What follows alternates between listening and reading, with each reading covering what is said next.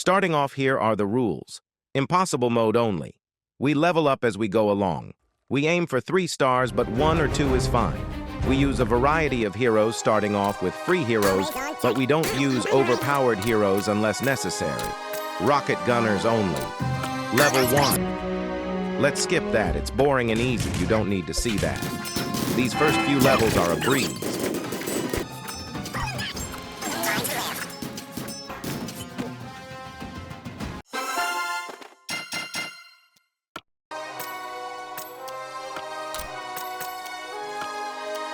This is the way. Clear the road. Hunting high and low.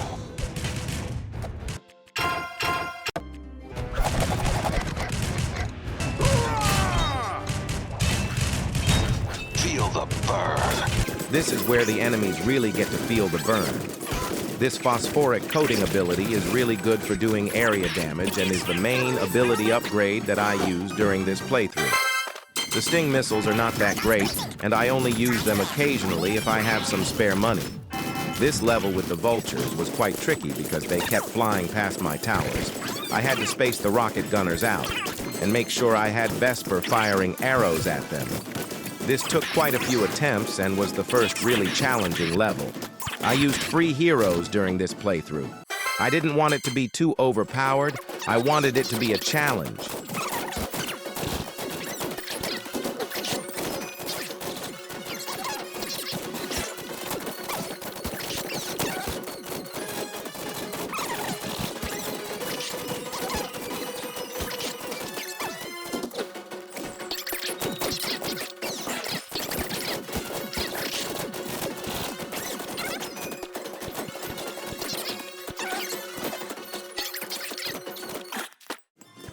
On this level, these flying enemies were really annoying.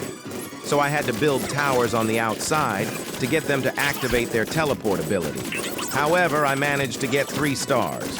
The rocket gunners are pretty effective against these types of enemies.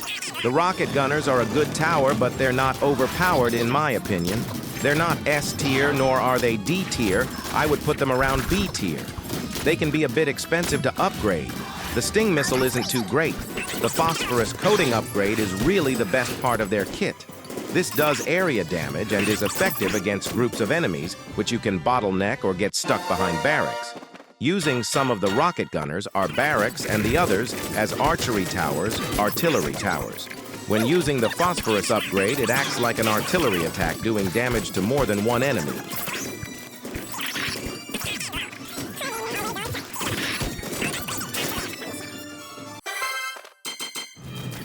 On this level, I found a pretty neat way of dealing with the ghosts. I placed Nairu near the teleport area where the ghosts come out and blocked all the ghosts from turning into the much bigger guys when they go over the pad on the ground. I did struggle on this level the most, and it took me many attempts. I switched my heroes, and these 2 heroes seemed to be the best. I also changed my upgrades to suit this level more. In the end, I managed to beat the level after so many tries.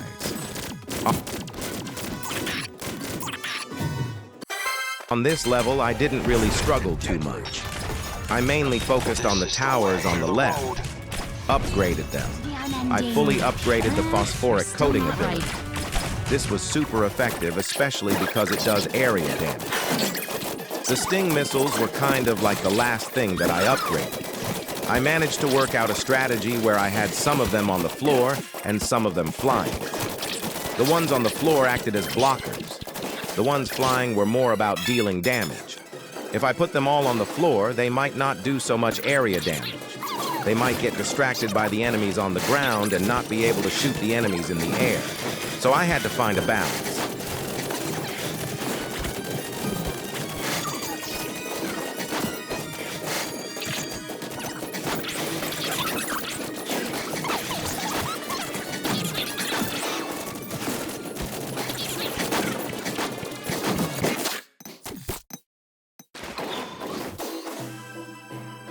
This is the first type of level where the eye activates on the ground and it heals the enemies.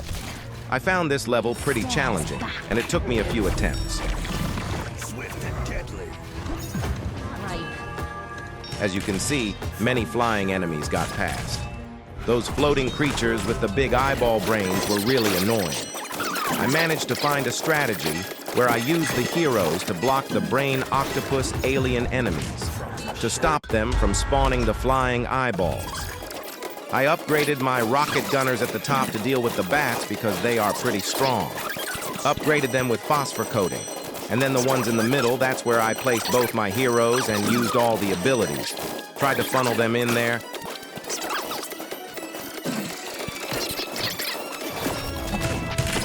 No mercy. This is the way.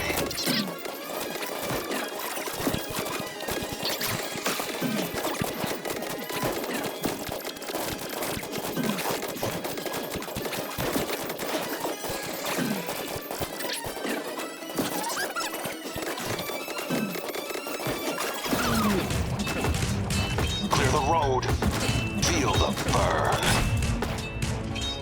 This level also is pretty challenging. It's hard sometimes to know where to place the towers because of the eyeball. It creates a healing effect.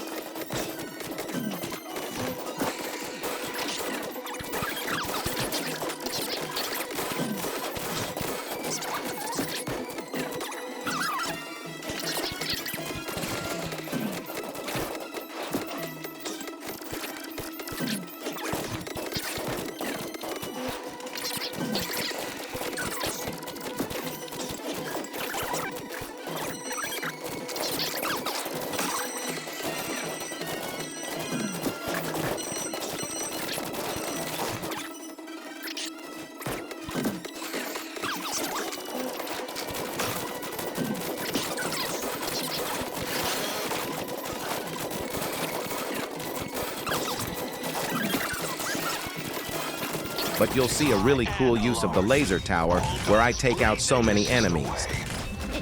Verdant is my hue. Zap! And they're all gone. The void stares back. Listen to nature.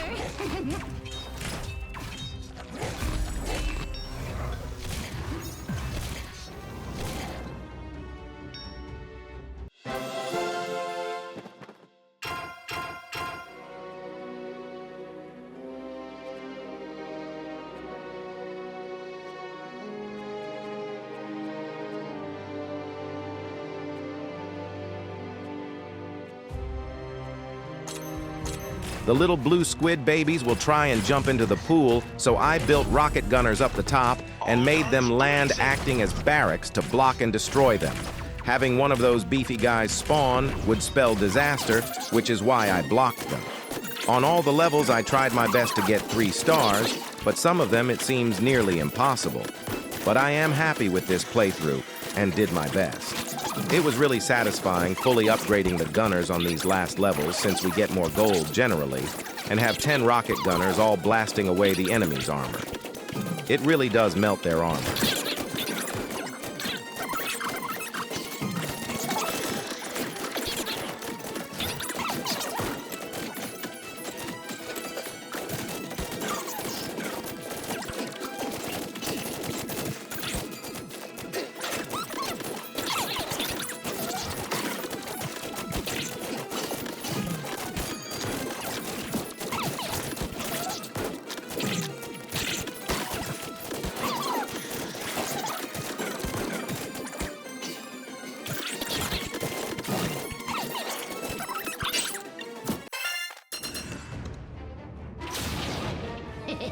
Verdant is This my boss hue. here was not too hard. Just had to make sure I had some gunners on the ground blocking and can always sell and rebuy towers to replenish troops. This challenge was fun, but at times very challenging and frustrating.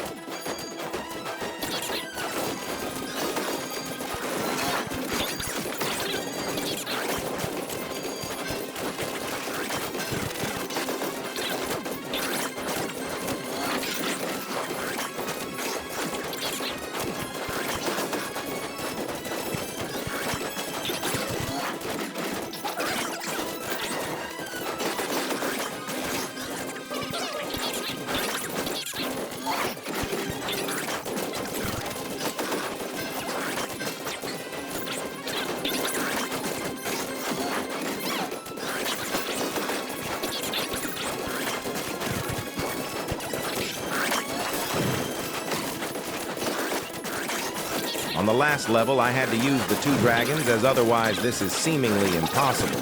A couple of the rocket gunners fire on the eyeball, but it's not enough damage to win. So this was the only time I used overpowered heroes. I hope you enjoyed this playthrough. Please drop a like if you did and to show some support.